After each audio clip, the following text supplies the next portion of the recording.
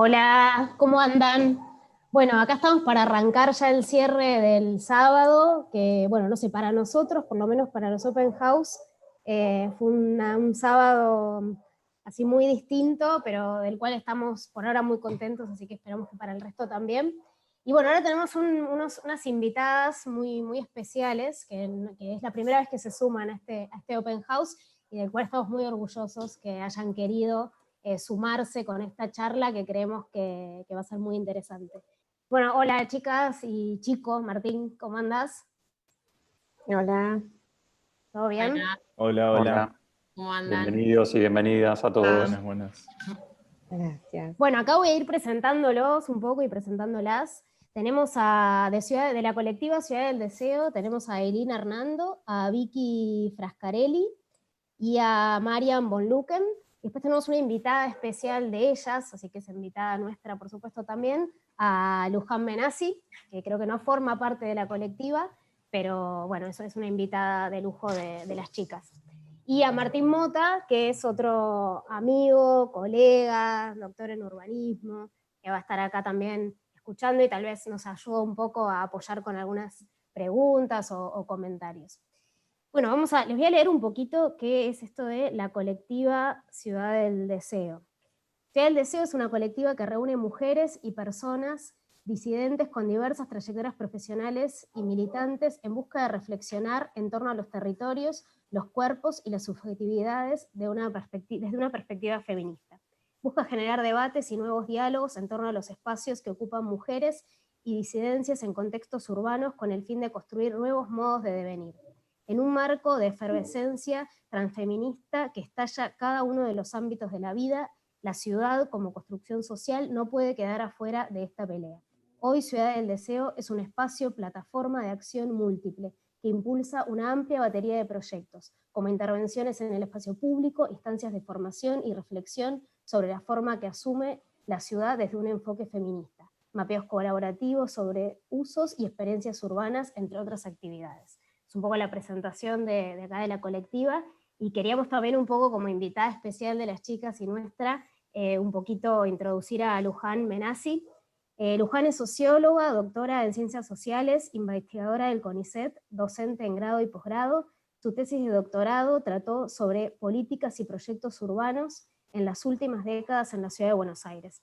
Actualmente investiga sobre empresarios, ingenieros y funcionarios ligados a la obra pública en la última dictadura militar argentina y el primer gobierno democrático. Bueno, ahí las introdujimos un poco como para que las vayan conociendo, aunque son todas muy conocidas. Y un poco cuando nos juntamos para ver cuál iba a ser la participación de las chicas en Open House, la verdad que la propuesta que nos hicieron nos llamó mucho la atención, porque justamente es como invertir lo que hacemos nosotros, que es mostrar espacios. Ellas lo que nos propusieron es mirar la arquitectura que no existe físicamente, aquellos proyectos urbanos que tal vez quedaron truncos, o sea, que es mostrar la contracara de lo que nosotros solemos hacer. Y estando ahora todos confinados, la pregunta que nos proponen a nosotros y que le proponen al público que está escuchando es: ¿qué ciudad queremos? ¿A qué ciudad vamos a querer volver? Así que creo que toda esta charla un poco se va a basar en eso y nos va a hacer pensar y reflexionar acerca de estas cuestiones. Así que bueno, un poco le doy la palabra, creo, a Ailín, ¿no? sí, iba a empezar yo ahora. Hola, ¿cómo andan? Gracias por la invitación, por la presentación. Un poco, bueno, voy a introducir un poco de qué va esta charla. Un poco lo dijiste también, Elisa, nos proponemos mirar hacia la arquitectura que hoy no existe físicamente y a los proyectos urbanos que quedaron truncos. Nos proponemos en este encuentro virtual poder reflexionar desde una perspectiva feminista sobre la zona en donde se situaba lo que era el predio conocido como Albergue Warnes. Especialmente nos interesa detenernos en el proceso de configuración urbana de la zona y recopilando algunas imágenes de la ciudad y algunos otros registros. Consideramos que se trata de un predio que está cargado de ironías que superponen diferentes proyectos urbanos que están contrapuestos por disputas políticas, ideológicas de nuestra historia. Entonces, la propuesta es una invitación más que nada a reflexionar aquellos espacios urbanos, ruinas urbanas, y para ello nos proponemos una lectura feminista del territorio. La presentación la vamos a estructurar en 3 pequeñas partes. Una primera parte, comentar brevemente por qué nos interesa la lectura feminista. Una segunda parte en donde se va a hacer una reseña, que la va a hacer Vicky, una breve reseña del caso del albergue Warnes, y una tercera parte que va a haber un diálogo entre Marianne y Luján vamos a empezar a abrir algunas líneas de reflexión en cuanto a proyectos inconclusos, las marcas urbanas, sus implicancias, entre otras cuestiones. Entonces, ¿por qué nos interesa una lectura feminista? Bueno, para nosotras, proponer una mirada disruptiva donde nos preguntamos sobre la arquitectura que ya no está, las cicatrices urbanas que dejan estas arquitecturas y cuál fue el proceso de borramiento también. Y en el marco, un poco también lo dijiste vos, en el marco del COVID, nos interesa preguntarnos sobre cuál es la ciudad a la que queremos volver, y para eso creemos que es necesaria una mirada retrospectiva. Nos interesa hacer una lectura feminista del proceso que se sucedió en el territorio, identificando los hitos, quiénes tomaron las decisiones sobre el proceso, qué lugar ocuparon las personas que habitaban dicho sector, y cómo afecta en mayor medida a las mujeres y disidencias, entre otras cuestiones. Cuando decimos una lectura feminista, nos referimos que una ciudad feminista, más que apuntar a una revisión de jerarquías, lo que hace es visibilizar las relaciones de poder y de los discursos hegemónicos predominantes que moldean nuestros cuerpos, el modo en el que accedemos, nos apropiamos y experimentamos el espacio, y en el modo en que también lo interpretamos. Esto es para nosotros desmenuzar la pieza del territorio y reflexionar sobre quiénes piensan y diseñan las ciudades, cómo se experimenta, cómo se toman las decisiones, orientadas a qué usuarios, cuál es el sujeto hegemónico neutral desde el que se planifica y para quién, qué usos se privilegian sobre otros, y quiénes toman las decisiones, cómo es ese proceso, y quiénes toman las decisiones sobre ese proceso, cuál es la resolución territorial y a quiénes terminan favoreciendo. Y en esta lectura, lo que para nosotros es importante también es dar cuenta de que el territorio no es una tabula rasa sobre la que se interviene, sino que condensa diferentes capas e historias. Entonces, para eso nos parecía que el albergue Warnes era un buen caso de relato para entender un poco todo esto, y después las reflexiones sobre los proyectos inconclusos. Así que bueno, le voy a dar la palabra a Vicky. Bueno, bien, como decía Ailu, vamos a reflexionar sobre el caso del albergue Warnes. Voy a compartir una presentación y voy a comentar un poco el hilo histórico urbano de este sector, o para dar cuenta de estos procesos. La virtualidad nos da un poco esa posibilidad tal vez de visitar un sector que hoy no está de otra manera, así que bueno, ahí vamos a contarles. El albergue Warnes, o el predio conocido como el predio del ex albergue Warnes, fue un proyecto de hospital que iba a ser en su momento el hospital de niños más grande de América Latina, y se iba a localizar en este sector, que es la Comuna 15, Ciudad de Buenos Aires, entre lo que todos conocemos, ¿no? El Cementerio de la Chacarita y la Facultad de Agronomía. Está en la Comuna 15, en la Paternal, en la intersección entre la avenida Warnes, que le da su nombre, y la avenida Chorbarín. Este es Buenos Aires en 1965. El proyecto fue un proyecto de los años 50. En el 55, por el contexto político, se abandonan las obras, y en los años 60 y pico se empieza a ocupar por familias, digamos, que no tienen a dónde ir, de barrios populares, ¿no? Este es Buenos Aires. Entonces, en 1965, el proyecto del albergue Warnes se había empezado a construir, se construyeron estos 2 edificios que vemos en el medio, y en este momento estaba ocupado, ¿no? Y es interesante ver la localización, porque está localizado en un sector como de grandes proyectos urbanos, que fueron como un poco marcando y dando como este imaginario urbano, o esta ciudad de grandes proyectos, de grandes equipamientos. Tenemos, por ejemplo, hacia la izquierda el Hospital Rofo, la Facultad de Agronomía, el Hospital Alvear, el Hogar de Niños Garrigós, el Tornú y el Cementerio de la Chacarita, y acá al costado el complejo de viviendas de los Andes, que de hecho mañana va a ser también del Open House, así que es interesante como contextualizar. Si bien son proyectos previos, es una zona como de grandes proyectos, y el Hospital de Niños iba a venir a ser como, bueno, uno de los hospitales más grandes de América Latina. Se ocupa, bueno, acá tenemos, ¿no?, el momento del proyecto, el momento donde estaba el albergue Warnes, y la ocupación por parte de las familias, ¿no? Las formas en las que se vivía era de una precariedad bastante importante, sin servicios, pero bueno, es la necesidad de tener un techo y los vecinos empezaron a vivir y a organizarse ahí dentro. La imagen que vemos, si bien tenía muchas situaciones, digamos, para muchas personas, esto fue un albergue, de hecho por eso el nombre, porque iba a ser un hospital, pero para muchas personas albergó familias y vida durante un tiempo largo, así que bueno, esta imagen como un poco ilustra eso.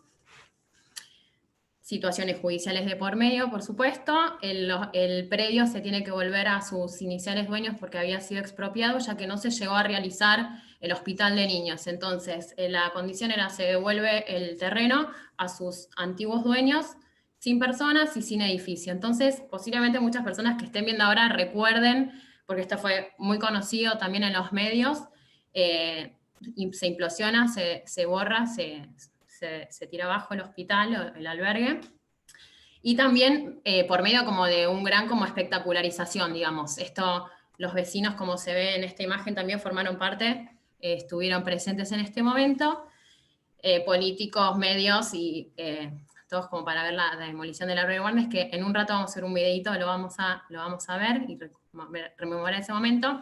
¿Qué pasa con las familias? Bueno, las familias que vivían ahí se mudan, se relocalizan a lo que es el barrio Ramón Carrillo, que se sigue llamando barrio Ramón Carrillo por el sanitarista, digamos, del gobierno peronista, que es un barrio de vivienda social, densidad mucho más baja, ¿no? Este es el momento de la mudanza, el barrio en aquel momento, en 1991, y este es el barrio hoy, que realmente, luego de 28 años, o 29, las condiciones también en cuanto a acceso a infraestructura, a redes, servicios, higiene urbana, son bastante precarias. Y el predio del albergue Warnes no. Hoy, después de todo este proceso, la espectacularización, la demolición, bueno, ¿qué pasó en ese sector? Hoy en día este es el predio actualmente. Lo que está marcado son la localización de 2 grandes hipermercados que, si recordamos antes, teníamos todo lo que es los grandes equipamientos. Bueno, acá también acompañaron esta localización de grandes hipermercados, pasos bajo nivel, priorizando, ¿no?, todo lo que iba a ser va a ser o es el paseo de compras. Arriba tenemos el parque que se llama La Isla, que se llama, bueno, La Isla porque justamente es como una isla en el medio de todos estos fragmentos urbanos, y es un poco paradójico porque es un parque que no tiene casi ningún frente activo. ¿Y a qué nos referimos con frentes activos? Como viviendas, equipamientos que doten de vida urbana. De hecho, ahora vamos a ver un poco cómo son los bordes y cómo es la ciudad ahora en este predio. Bueno, acá tenemos, ¿no?, la avenida Warnes, a la izquierda el acceso al hipermercado, del otro lado tenemos lo que es el borde del Hospital Alvear, y empiezan a suceder estas cosas. Entonces, por eso nos interesa cuestionarnos, porque cómo es que los diferentes momentos van moldeando distintos perfiles de ciudad y distintas espacialidades, y cómo también la arquitectura de esta manera va como un poco condicionándonos los lugares donde capaz nos queremos mover y queremos ir, y lugares donde tal vez no. Empiezan, bueno, pasos bajo niveles, ¿no?, priorizando tal vez las grandes velocidades y el automóvil, y empiezan a aparecer estas situaciones urbanas que, bueno, tienen claramente, como decía Aglu, cuando nos cuestionamos sobre para quiénes fueron pensados o qué se pensó, posiblemente acá se prioriza más el auto y no tanto las personas que tienen que cruzar. Este es el cruce que da al parque, digamos, y este es el predio del ex albergue Warnes hoy en día. Como que tampoco, bueno, es lo que vemos, digamos. Y ahora un poco también para ilustrar esto que conté, voy a compartir un video que ilustra con imágenes de esas distintas épocas, digamos, todo este proceso. Así que en la próxima lo voy a poner. Si no se escucha, me dicen por acá. A ver.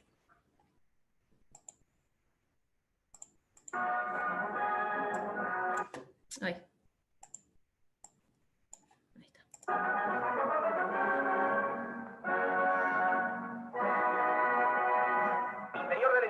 El ministro de Salud Pública descubre una placa recordatoria. Durante la visita que el general Perón realiza al establecimiento, recibe una donación de 500 millones de unidades de penicilina destinada a la Fundación de Ayuda Social que lleva el nombre de su señora esposa, brindándose luego por esta nueva gran conquista de la industria terapéutica argentina.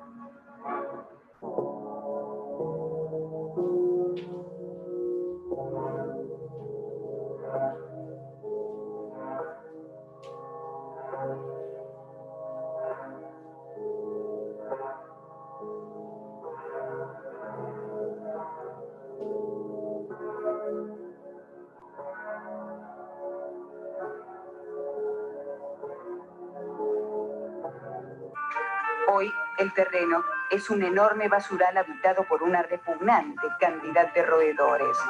Nunca pudo ser el hospital de pediatría más moderno de América Latina, soñado en 1950 por Juan Domingo Perón y Eva Duarte, y por lo cual fue expropiado el predio a sus dueños, la familia Echevarne. La Revolución Libertadora paralizó la obra 12 meses antes de su finalización. En 1957 fue transferido sin cargo a la municipalidad para habilitar allí un centro sanitario, pero un incendio de una villa cercana llevó a sus habitantes a instalarse en el Warnes. Tampoco fue un buen refugio para sus ocupantes. Se convirtió en un sitio peligroso en todo sentido. Por un lado, la falta de higiene de sus habitantes tornaron el lugar en un verdadero basural. Y por otro, funcionaba como un aguantadero de algunos delincuentes y personajes siniestros. Eso fue un albergue realmente, ¿no? Evita lo había hecho para que sea un hospital materno-infantil muy grande, para chicos muy humildes, a lo mejor que no se podían atender en sanatorios. Igual fue un albergue para gente muy humilde, o sea que no cumplió su fin, pero nos albergó a nosotros que realmente necesitábamos cobijarnos en un momento muy feo. 5, 4, 3, 2, 1.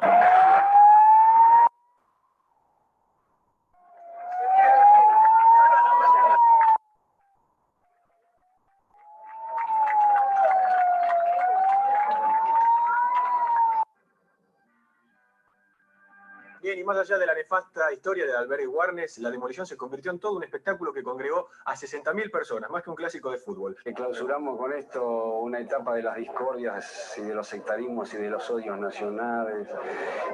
Clausuramos con esto una de las más grandes ignominias e injusticias y representación de las injusticias sociales y de la marginación, porque terminamos con la etapa de los administradores cobardes, pusilánimes, irresueltos. Terminamos con los caminos fáciles de resolver esto con la tanqueta, con la expulsión de la gente. Primero el barrio, primero la gente, después la solución del problema material. Y contentos porque ahora va a crecer vida acá.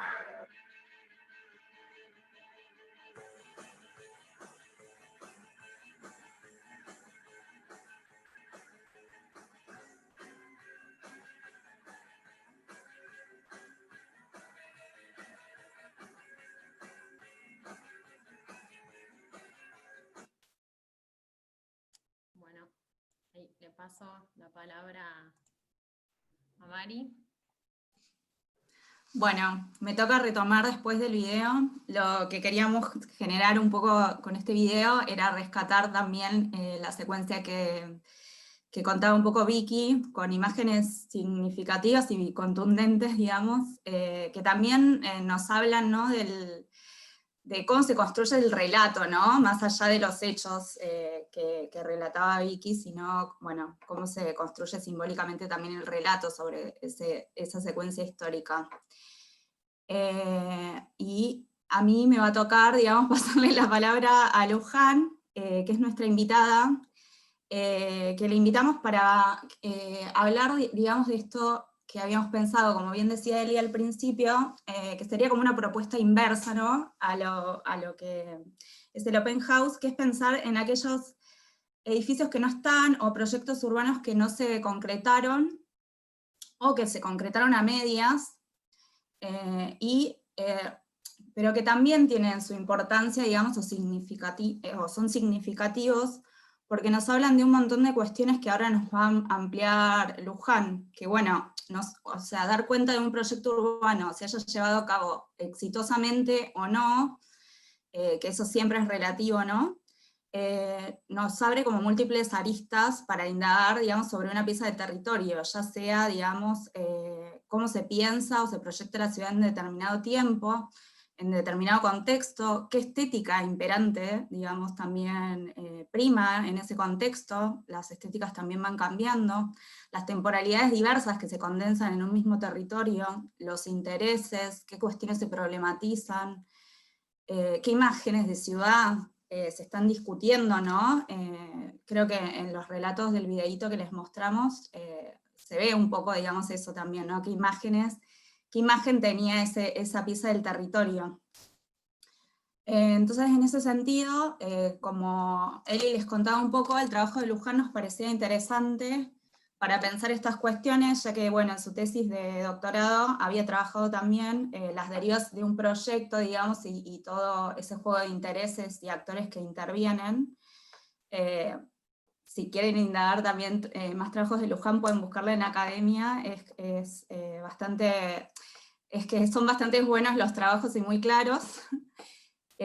Y bueno, entonces le cedo la palabra a Luján para que ella nos cuente, digamos, por qué le interesa en estudiar los proyectos no concretados y también las derivas que hacen que se concreten o no determinados proyectos, y qué elementos condensan los proyectos urbanos, ¿no? ¿Qué nos dicen sobre el territorio? Luján, sí.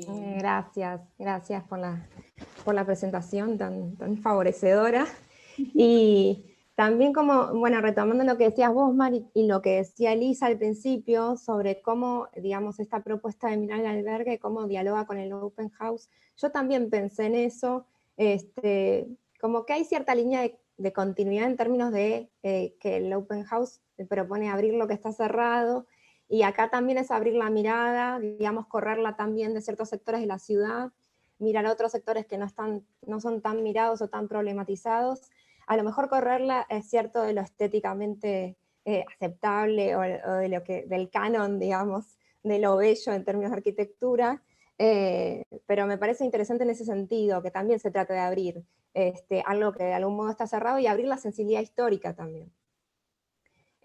Sobre por qué es interesante mirar un proyecto, me parece que ahí punteaste como varias cosas que están buenas. Un proyecto que no está concluido o que ni siquiera se inició, nos habla igual de cómo en ciertos momentos se pensó, se imaginó y se deseó la ciudad, qué tipo de ciudad se quería producir, para quiénes, qué tipo de estética, como dijiste vos, en este caso muy monumental y muy ambiciosa, hay una proyección para América Latina, qué destinatario, el niño enfermo. En ese sentido es muy rico mirar este proyecto en particular, y cualquier proyecto, aunque no esté concluido, nos habla de eso, de cómo se piensa la ciudad en distintos contextos. También nos habla de, digamos, también nos obliga a dialogar con lo que preexiste. Creo que cada vez que se tiene que intervenir sobre un territorio, se dialoga de algún modo con proyectos que hubo en ese territorio, sean materializados o no.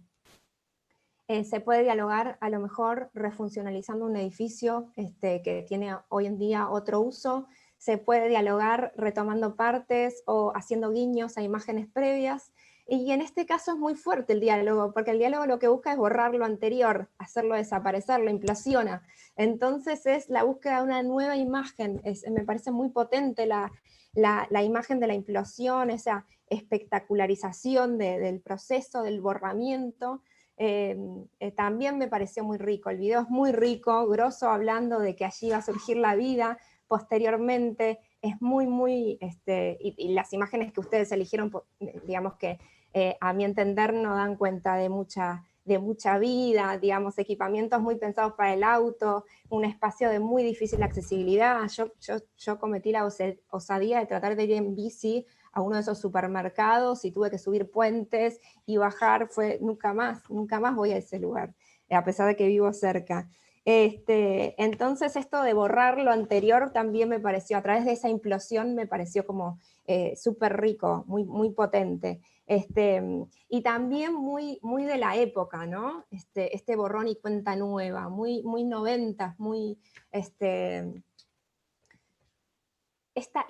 privilegiar la resolución, que en este caso fue explotar lo anterior, por sobre la reflexión de ese fragmento de ciudad.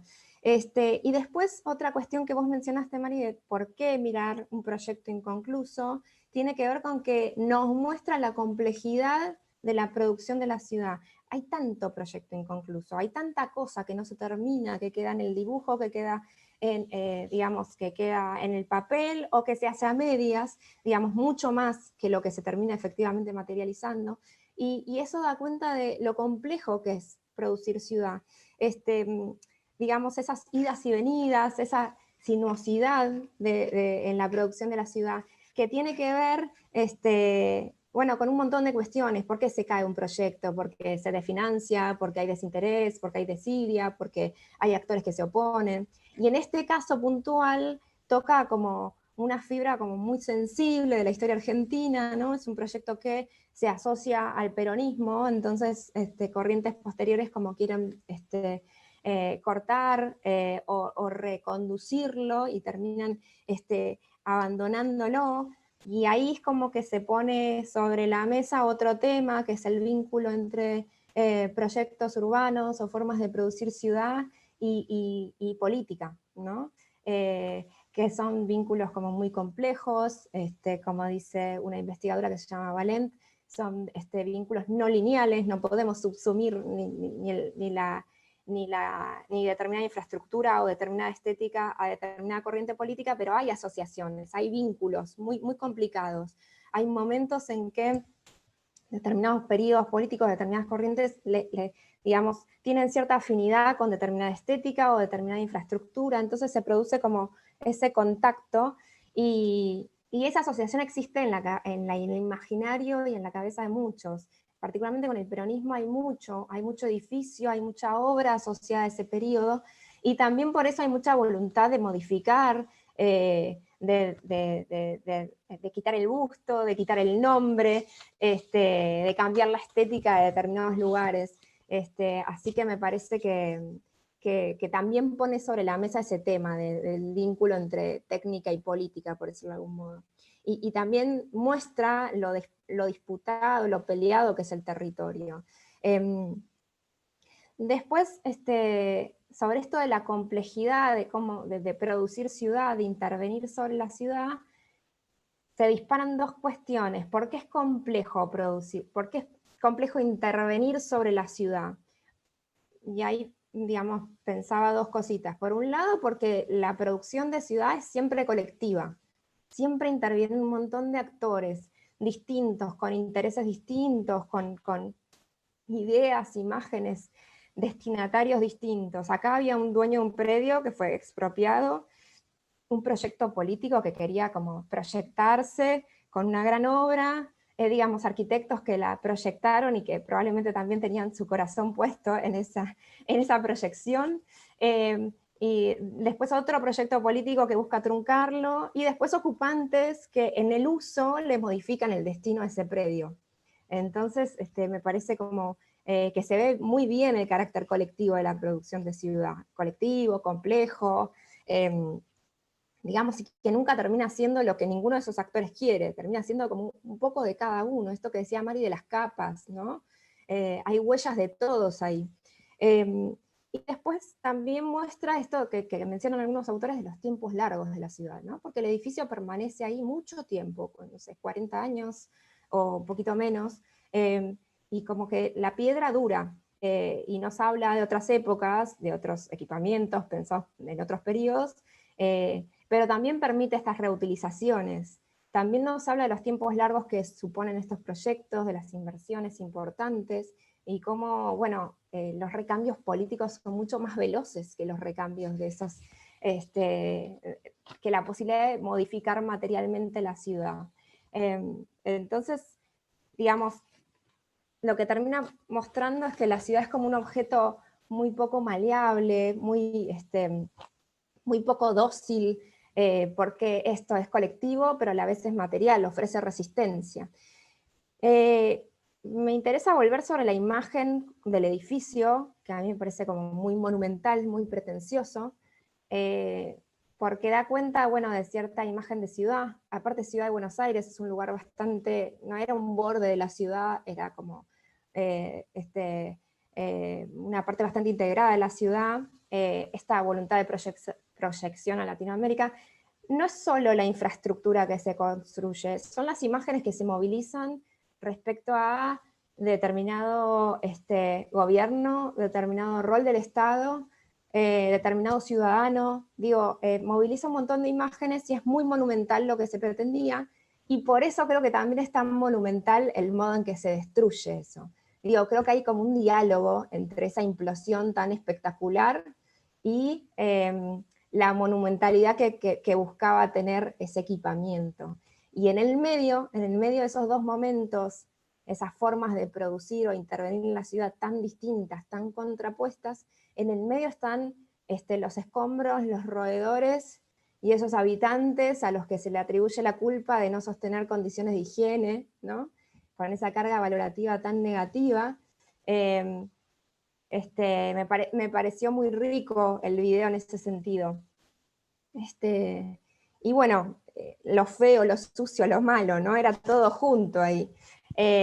Así que me parece que está buenísimo haber como invitado a correr la mirada y abrir estos otros espacios para que nos permiten esto, pensar, bueno, para quién es la ciudad, cómo se produce ciudad, y también ver por qué hay espacios que son deshilachados, que son feos, que son poco amigables en términos de equipamiento, que tienen una escala tan difícil.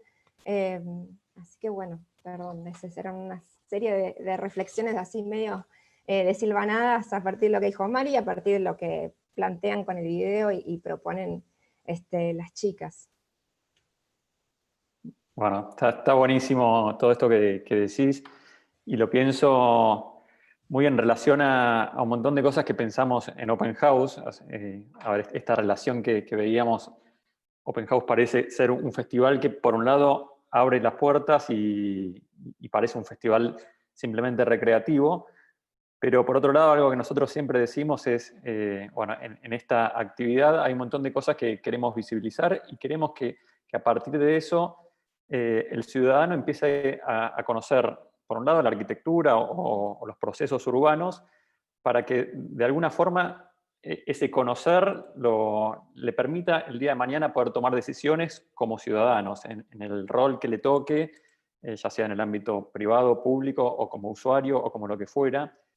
Creemos que para poder tomar buenas decisiones tenemos que conocer tanto de arquitectura como de urbanismo, y que ustedes nos puedan contar, no sé, este fragmento o estos procesos que atravesó, bueno, en este caso el albergue Warnes, pero creo que tal vez esto es un disparador para que cada uno de los ciudadanos nos interioricemos más en cómo son los procesos urbanos, que son, como vos decías, Luján, súper complejos, y en donde vos decías, es una producción colectiva en donde está la huella de todos.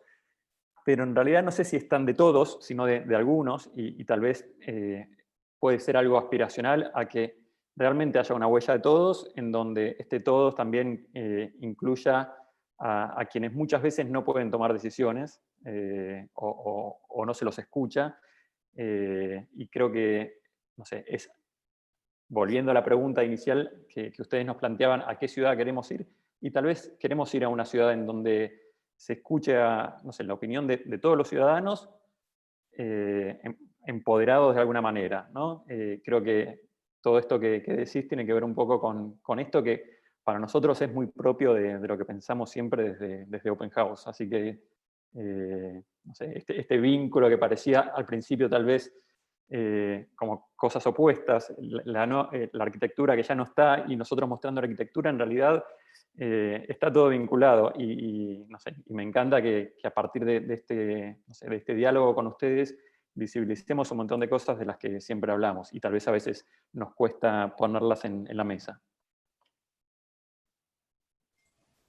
Sí, creo que un poco nosotros mostramos aquello que nos da curiosidad en los espacios, y creo que ahí Luján y las chicas hablaban de que justamente lo que estamos acá descubriendo, aquello oculto, un poco es esa historia, ¿no? Estamos dando a conocer esa historia que va condicionando, que va haciendo que la ciudad sea de una manera. Me ponía a pensar qué hubiera pasado si se hubiera construido ese hospital para niños, digo, cómo hubieran sido esos bordes de ese hospital. Y es verdad lo de la frase de Grosso diciendo ahí va a haber vida. Bueno, no sé, habrá pensado en esto que hay hoy. Digo, ¿y qué pasaba también en esos alrededores cuando el albergue estaba ocupado por familias? ¿Cómo habrá sido la ciudad en ese momento? ¿No? Y que a veces no pensar en esa historia tal vez nos hace como reproducir ciertos errores, o también poder mirar como espectadores una demolición de algo tan fuerte y que nos parezca que es un espectáculo y que lo podemos ver de esa manera, ¿no? Como todo eso que se pierde, esa historia encerrada en un espacio, no un espacio físico que existe, sino justamente en un espacio que ya no es. Me parece que desde ese lugar es cuando encontramos ese link con Open House, ¿no? Bueno, creo que, no sé si para darles la palabra a las chicas, ¿no? A Eileen y Marianne. Y van ustedes a... A mí me gustaría hacer un comentario también, no sé si antes, porque... Sí. No, a mí me pareció muy interesante traer el caso, digamos, creo que el albergue es un caso así desconocido en algún punto, digamos, porque la verdad es que no hay mucha producción ni científica ni académica en eso, pero sí bastante militado, ¿no? O sea, hay organizaciones que desde hace mucho vienen mirando el caso. Y ahí creo que lo interesante con el colectivo es este cruce con la perspectiva de género, ¿no? Y cómo con la perspectiva de género podemos mirar un lugar, digamos, mirar sobre todo los aspectos reproductivos, digamos, de la vida en ese lugar, y ustedes mostraron unos videos y algunas imágenes que son muy claras en eso. Y sobre todo, ustedes mencionaban esta idea de la relación de poder desde esa mirada, digamos, y cómo se tensiona esa relación de poder de una dimensión individual, digamos, el que estaba, la mujer que estaba esperando en la parada de colectivo completamente a la deriva, una dimensión más colectiva que quizás tiene que ver con el uso de esos espacios, de esos grandes equipamientos, grandes proyectos urbanos, que parecerían estar cerrados a la ciudad, digamos, que no tienen uso colectivo, y una social, ¿no? También que nos tensiona ahí. Creo que dos cuestiones, digamos, esto de entender la ciudad como un proceso, digamos, también, o sea, que la ciudad se va cambiando todo el tiempo, o sea, ninguna parte de la ciudad es estática, digamos, ni en lo social, ni en lo político, ni en lo espacial, y bueno, ahí podríamos pensar, hay bastante escrito sobre el texto, esta idea de que la ciudad es un palimpsesto, ¿no? Que es inconcluso todo el tiempo y que se va modificando. Y ahí hay dos dimensiones que me parece que son clave en el caso, lo socioespacial, digamos, o la dimensión más social, ¿no? Y ahí me hago las preguntas de, incluso acá podríamos hablar de la tensión entre erradicación y erradicación, digamos, qué pasó con las familias que se mudaron. Ustedes mencionaron el barrio Ramón Carrillo, digamos, y todos conocemos también ese barrio, y ese es otro experimento muy interesante de mirar también.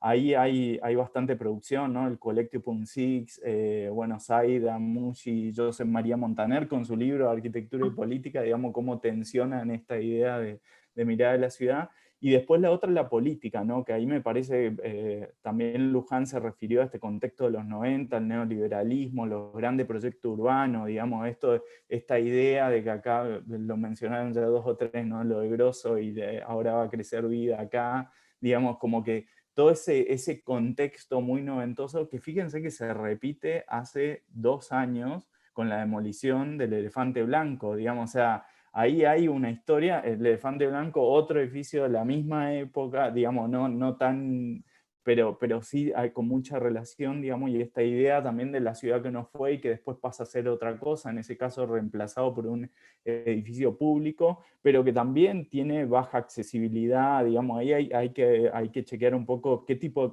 de ciudad construimos, ¿no? En uno un hipermercado, en el otro un edificio público, pero que también aparece tan cerrado y quizás más cerrado que el hipermercado, ¿no? Entonces me interesaba esta idea, y como para cerrar lo de Open House, digamos, y la relación con Open House, me parece interesante esta idea de que la ciudad que no fue es la ciudad a la que no podemos acceder, digamos, y de alguna manera estos grandes fragmentos urbanos son las ciudades son las partes de la ciudad donde no podemos acceder, digamos, y Open House lo que intenta es acceder a los espacios, digamos, y mostrar los espacios donde no podemos acceder. Y este espacio, así como otro, no sé, se me ocurre también, en algún punto podríamos decir que Puerto Madero es un lugar a donde no todos pueden acceder, digamos, y bueno, cómo ese urbanismo de época, ¿no? También, y que esta mirada a proyectos específicos me parece que tensiona. Así que gracias, porque me parece un re buen aporte y deja mucho picando ahí, ¿no? Y también ahí las chicas hablaban del tiempo, ¿no? Porque a veces estamos muy concentrados en el espacio, en la producción del espacio, y digo, el tiempo, en cómo son estos procesos tan largos, urbanos, ahí Luján decía, ¿no? Como que la ciudad parece maleable y parece que es, pero en realidad lo material es resistente, y esos procesos muchas veces pensar en las decisiones, ¿no? En qué tiempo se toman las decisiones. Son quizás proyectos larguísimos, pero que los tiempos políticos hacen que a veces las decisiones sean de un plumazo, o un borrón y cuenta nueva, como decía Luján, ¿no? En un momento se decide demoler y se demuele, o en un momento se decide hacer y se contrata y se hace, y a veces se pasa por encima un montón de cuestiones que hacen por sobre todo a la vida cotidiana, a la vida pública de esas personas que la recorremos, ¿no? Y como esto de estar acá encerrados nos hace pensar justamente en eso, ¿no? O sea, ¿qué ciudad vamos a querer que volver, ¿no? ¿A dónde vamos a querer transitar? A esas calles que se veían ahí donde quizás íbamos caminando al lado de una reja, o como decía también Luján, no poder ir en bicicleta, porque en realidad los puentes nunca fueron pensados para el que quería ir en bicicleta. En realidad el hipermercado se va en auto. Bueno, ¿quién decidió que al hipermercado se va en auto? Me parece que todo eso, pero bueno, la cuestión del tiempo en el urbanismo me parece que es central, y muchas veces se pasa de largo porque quizás se proyecta sobre un plano, se proyecta sobre un dibujo, se manipula con el espacio, pero el tiempo para pensar lo urbano es fundamental, porque si ese tiempo está considerado es cuando ese urbanismo se adapta a las necesidades diarias que tenemos como ciudadanos. Entonces me parece que también la introducción del tiempo y del tiempo de lo político y de los tiempos que llevan las decisiones y los proyectos y los tiempos de obra, digo, ahí hay todo un cruce que claramente son todas lo colectivo que hace estos proyectos, pero con la complejidad, por supuesto, porque hay que poder reunir todo aquello, y claro, cuando a veces se vuelve tan complejo, a veces quienes deciden toman la decisión de borrar de un plumazo a algunos que conforman esa decisión colectiva, ¿no? Así que bueno, no sé, a mí me encantó todo lo que fueron reflexionando y todo lo que nos hace pensar.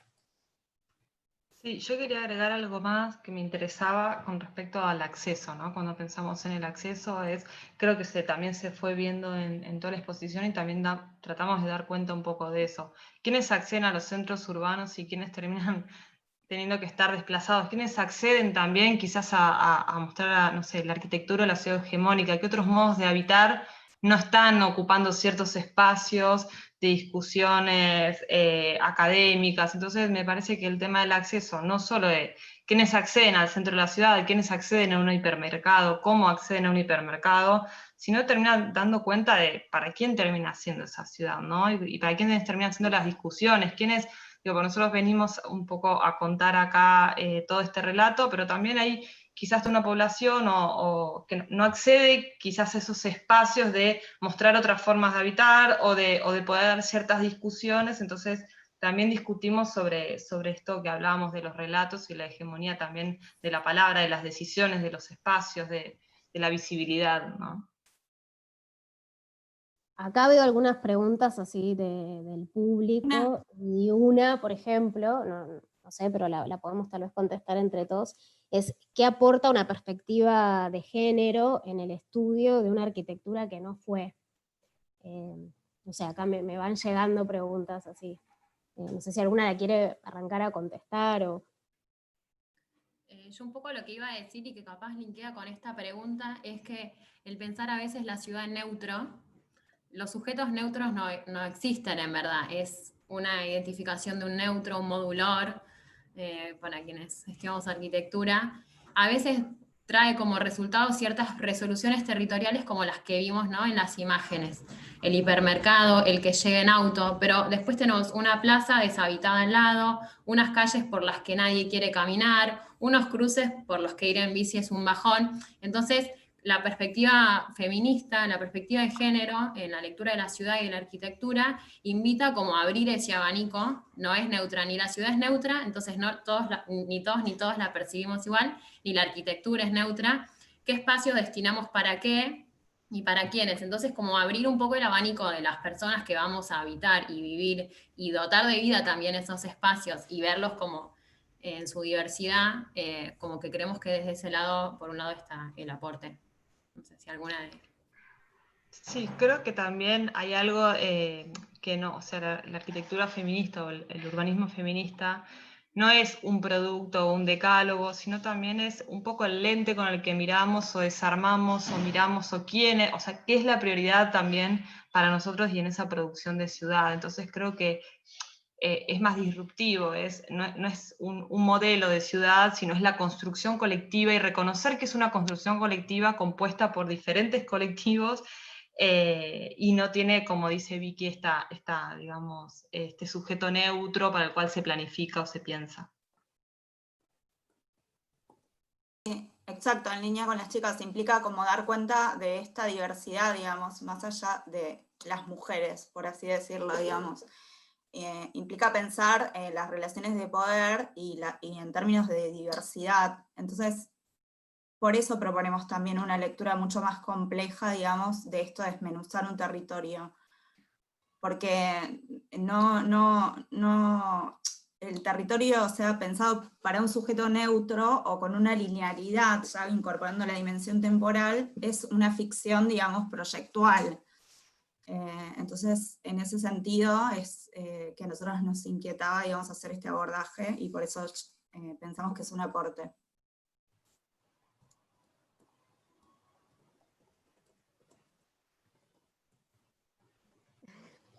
Bueno, yo quería dejar espacio para que contesten el que quiera. Pero sí, para mí es una mirada clave, porque lo que hace la mirada feminista es incluir la mirada de otros. Digo, y también me parece como muy importante dejar en claro que el urbanismo con perspectiva de género no se refiere a pensar en una ciudad para mujeres, en realidad se refiere a pensar una ciudad donde están incluidas todas las necesidades, toda la diversidad de necesidades y de deseos y de imaginarios que cada uno tiene, y poder de verdad proyectar nuestra vida en esa ciudad que nos devuelve lo que de alguna manera necesitamos. Entonces me parece que esa mirada feminista también tiene que ver con revisar aquello micro, con empezar a pensar en todas las facetas de la vida, ¿no? Que muchas veces se ha desarrollado la ciudad pensando solo en ese sujeto único, con trayectos lineales, donde por ahí salía de su casa, iba al trabajo y volvía, donde en realidad los trayectos de la vida cotidiana son mucho más amplios. Entonces a veces se piensa la ciudad desde la mirada de las mujeres, pero porque quizás esas mujeres son las que históricamente, o así se ha construido, tienen como que cumplir otros roles que hacen que sus recorridos quizás a veces sean más complejos, o esa persona que lleva ese rol, ¿no?, incluido. Así que por todo esto nos parece que la verdad que es súper interesante, y en eso aporta la perspectiva de género. Y empezar a pensar en una arquitectura que no fue, qué es lo que podría haber sido, también nos hace pensar en qué ciudad íbamos a proyectar y para quiénes y cómo le iban a poder disfrutar, y qué es lo que no fue y qué pasó en el medio cuando ese hospital fue ocupado y vivían familias. Digo, me parece que desde ese lugar es bien interesante lo que plantean.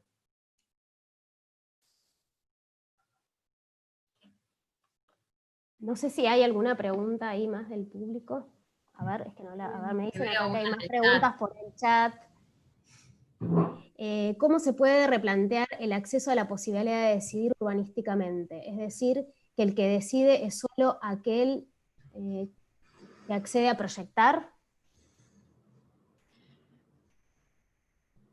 Bueno, hay un poco lo que siempre trabajamos y siempre es como eso, ¿no? Primero, no hay un decálogo de la ciudad feminista ni nada, sino que es una construcción colectiva, y entonces en esa construcción colectiva también los procesos participativos son fundamentales, digamos, de las personas quienes van a habitar ese lugar. Así que, como desde ese lado, de hecho, posiblemente cuando nos presentaron, dijeron lo de los mapeos colectivos, bueno, empezar a incorporar en la planificación ciertas herramientas que den voces a otras personas que no son los y las técnicas que planifican los territorios, sino como las personas que los habitan. Eso es.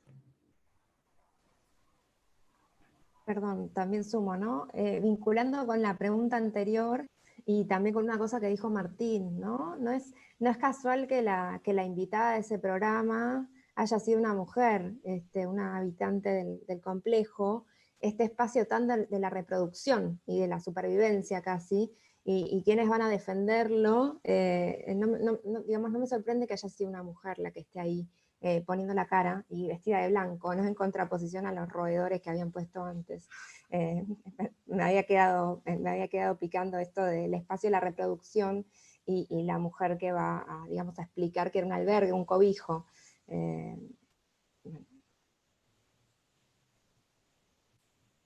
Y volviendo un poco también a la pregunta, la última, sobre participación. Bueno, como los proyectos, la idea de participación también es algo que es dinámico en el tiempo y va cambiando de acuerdo a paradigmas, digamos. Creo que tampoco se podría dar un decálogo de cómo participar urbanísticamente. Hay algunas experiencias exitosas y otras no. Recientemente, por ejemplo, una que destacamos es la del Parque de la Estación también, que fue un espacio que fue planificado con los vecinos, y si uno va, lo puedes ver en los usos, digamos, como pensar ejemplos, no sé si en general se puede decir participación en proyectos urbanos, pero sí ver algunos casos que son exitosos y otros no, y que pienso que también tiene que ver con la escala, ¿no? en la que se proyecta, digamos. Una cosa es un parque, otra cosa es un predio enorme, por la cercanía, digamos, de los habitantes quienes van a usar el lugar. Pero bueno, no sé si responde a la pregunta. Claro, es que justamente cuando hablamos de un urbanismo pensado desde una perspectiva de género, feminista, claramente no va a poder haber una receta, no va a poder haber receta ni de cómo es el método de participación, ni qué es lo que uno piensa para poder desarrollar, sino que al contrario, en realidad tiene que ser una plataforma viva que va tratando de absorber y de mirar de la manera en la que pueden hacerlo cuantos más mejor para justamente condensar todo eso colectivo. Entonces, claro. Me parece que pensar en modelos participativos, claro, podrá haber la forma de hacerlo, el cómo. Me parece que en la perspectiva de género siempre el cómo es lo que nos va guiando, más que el qué. Entonces, ahí creo que hay algo que... Y también, y también se relacionaría con esta lectura que estamos proponiendo de recuperar los procesos, digamos, que hicieron a ese territorio, digamos, por lo cual tampoco hablaría de recetas generales, porque cada proyecto también tiene como su particularidad local, histórica, entonces también lo que estamos diciendo es como rescatar, digamos, eso. Claro, sí, rescatar esa huella, o sea, lo que no fue, claro, no fue, pero no es que desaparece, sino que deja una huella, deja una memoria, una historia que habrá que recuperar y formará parte de toda esa condensación de decisiones que harán que entonces todos estemos contemplados en ese proyecto urbano o arquitectónico, ¿no? No solamente ocurre, o sea, un proyecto arquitectónico también deja, por supuesto, su huella en todo el entorno urbano y cómo se puede pensar para que surja y se inserte de la mejor manera posible, la más armónica posible. Exacto. Bueno, no sé si hay algunas preguntas más del público. Martín, si vos querías, con esto de la participación, Martín, bueno, nos puede yo hablar creo horas.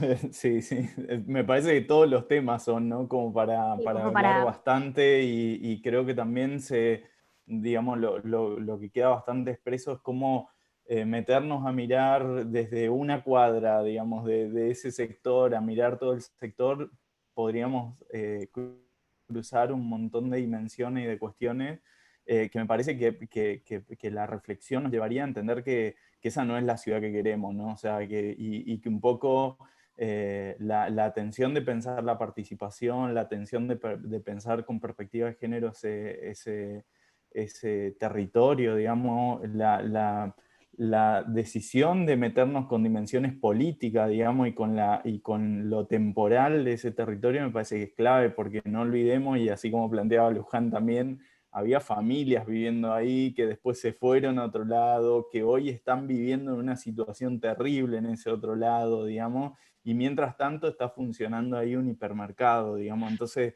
como toda esa dimensión es clave de entender también como para esa lectura. obviamente que después hay cuestiones puntuales, me parece que, y con relación también a esa pregunta que aparecía recién de la perspectiva de género, que es clave como para leer el territorio y leer la particularidad de por qué esa parada de colectivo así, digamos, por qué esos puentes de esa manera, por qué la iluminación de esa manera, por qué, digamos, hay un montón de cuestiones que podríamos preguntarnos en ese marco, pero me parece que es interesante el caso, y vuelvo a repetir ahí, que es un lindo aporte, digamos, para seguir pensando y para activar todas esas dimensiones, ¿no? Así que eso nomás. No, y en este sentido creo que podemos acá como Open House invitar a todo el mundo a que vaya recorriendo la ciudad cuando ya podamos salir y disfrutarla, con una mirada crítica, ¿no? No dar porque sí las cosas como están. Digo, hay cosas que nos perturban y como ya son un hecho no nos damos cuenta, pero quizás si nos ponemos como esos anteojos violetas que sugieren algunos libros, y empezamos a recorrer la ciudad de esa manera, creo que nos vamos a dar cuenta de aquellas cosas que nos molestan, pero que las damos por ciertas y por no cambiables. Bueno, acá hay alguna otra pregunta que dice, ¿y el uso? ¿No creen que faltan equipamientos que propicien a las mujeres espacios, herramientas para salir del espacio doméstico y la función de reproducción? No sé quién quiere. Empiezo y me siguen. Sí, te seguimos todos. Yo creo que por empezar, no solamente propicien a las mujeres, digamos, porque bueno, hay tareas que no deberían ser realizadas solamente por mujeres. Cambiaría un poco, digamos, entiendo el sentido de la pregunta, pero bueno, como lo que estamos tratando de cambiar también un poco es quiénes realizan esas tareas, qué tan evidenciadas están en este contexto, ¿no? Y bueno, ya se viene discutiendo, digamos, en todo este tiempo que estamos encerrados sobre el cuidado y los espacios de cuidado y el ámbito privado y el ámbito público, etc. Sin duda faltan equipamientos que propician, pero justamente creo que eso viene de la mano por quienes toman las decisiones de cómo se diseñan esos espacios, que a veces no contemplan, digamos, estas tareas que son más ocultas, por decirlo así, pero que todos sabemos que existen para que se produzcan otras actividades que son las que priman, digamos.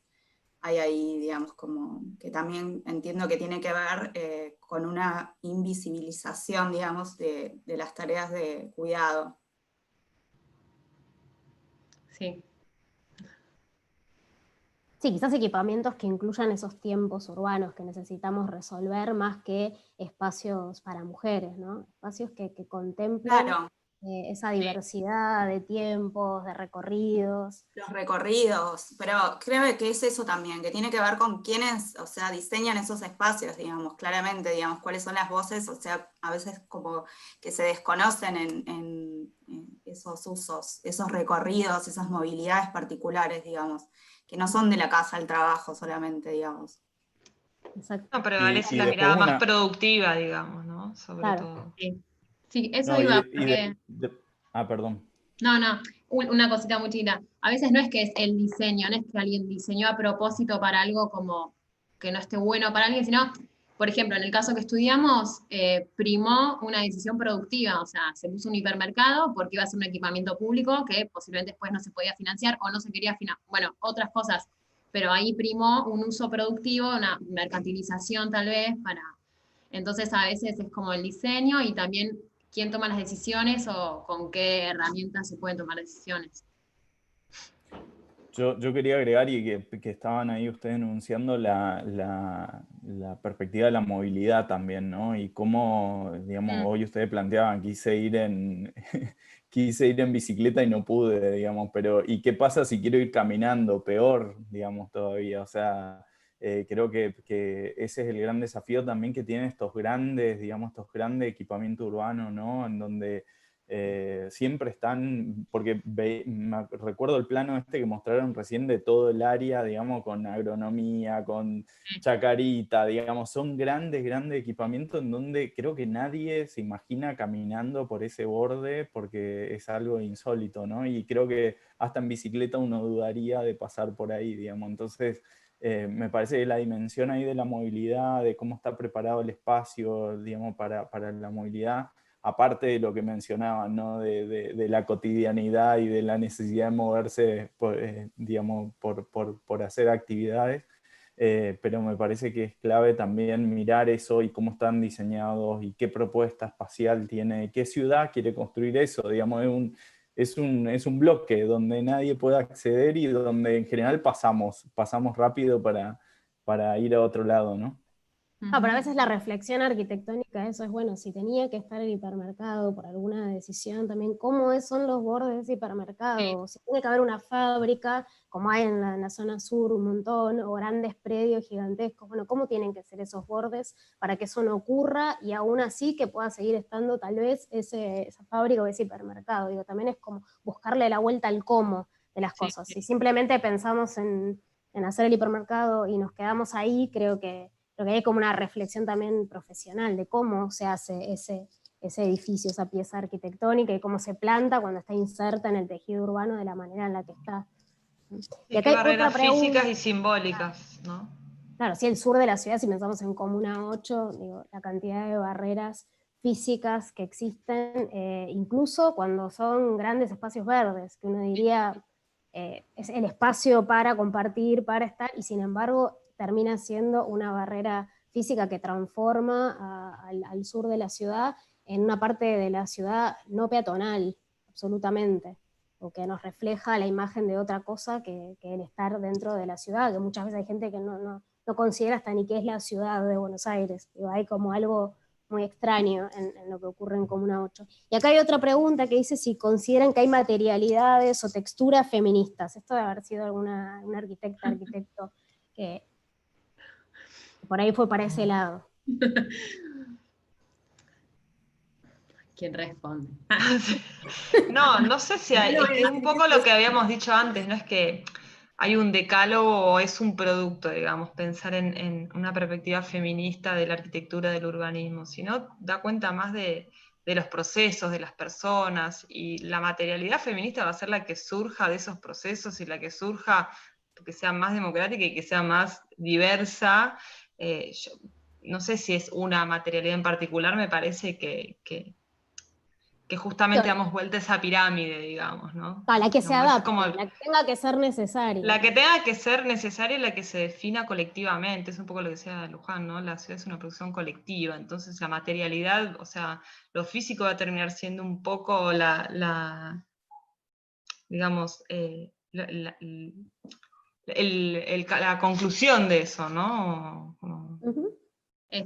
Sí, tal vez hay ciertas materialidades que fueron marcando distintas épocas y distintas posibilidades constructivas, ¿no? El acero, el hormigón, y a veces ciertas morfologías y posibilidades constructivas que dieron algunos materiales, por ejemplo el hormigón, también fueron como montando ciertos como tipologías de edificio muy contundentes, con imágenes como muy de acá me planto en el territorio, y van dando cuenta de tal vez una imagen de ciudad o un mensaje que se está dando. Entonces, bueno, trabajamos, nos gusta indagar sobre eso, pero no es que tenemos una resolución como, esta es la materialidad. Claramente que no creemos que tampoco vamos a llegar nunca a esa respuesta porque no nos interesa, sino indagar en los procesos.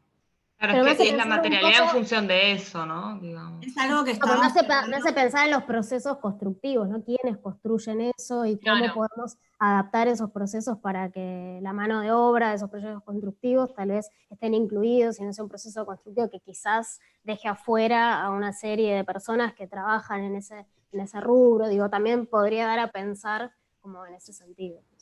Sí, es algo que estamos tratando de trabajar y bueno, es una pregunta, es un eje que estamos tratando de trabajar justamente materialidades, pero bueno, nos encontramos con que se nos abren muchas reflexiones. En mi caso, porque soy socióloga, y me cuesta, no me hablen de proceso constructivo, porque bueno, tampoco me voy a hablar. Las personas que están en ese proceso constructivo, ahí me parece que tal vez. Claro, tampoco voy a hablar de todo lo que no sé ni inventar, digamos, pero bueno, es algo que sí queremos trabajar próximamente y nada, bienvenida a la pregunta porque bueno, se ve que por lo menos estamos preguntándonos bien o alguien se pregunta lo mismo, no sé, eso ya es un montón. Coincidiendo, eso es un montón. Sí, en esto de que Vicky decía del hormigón y lo que decía Marian es un poco eso, como nos preguntamos sobre el hormigón, es el patriarcado, pero en términos no solo del hormigón solo, sino, digamos, contextualizado, qué significa que el hormigón sea el patriarcado, no como una cuestión técnica solamente. Claro. Entonces es una pregunta que está piola porque la No seguimos tomarlo discutiendo. literal. Claro.